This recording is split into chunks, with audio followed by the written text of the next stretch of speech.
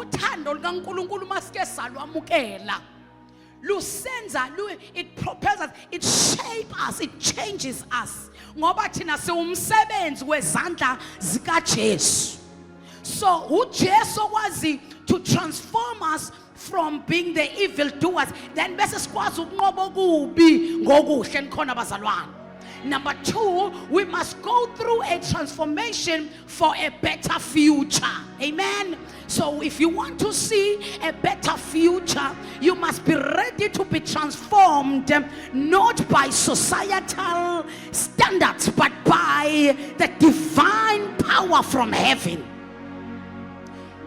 It is artificial to be transformed by some societal beliefs and standards.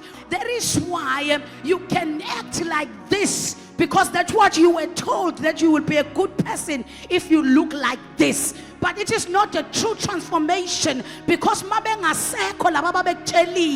you will then act like this.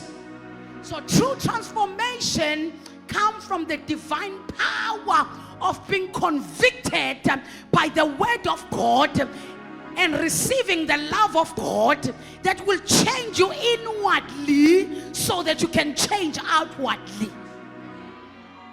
Kuhle ukuthi uhlangane nesandla esinamandla that will transform you inside, so that i-transformation yakho yangaphakathi izobonakala ngaphandle.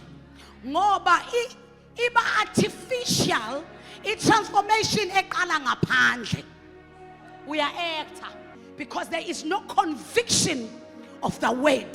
Fanele izwi lihlabe lihlukanise amathambo nomkantja, likuhlukanise izwi.